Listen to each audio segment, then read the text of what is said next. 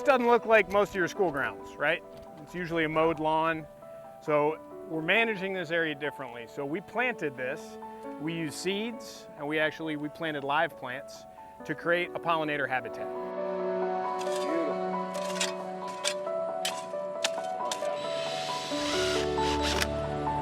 We just put that sign up that marks this as a monarch way station. So what a monarch way station is meant to do is provide a place for monarch butterflies to lay their eggs. So we'll see if we can find eggs on some of these plants that she's been moving around to.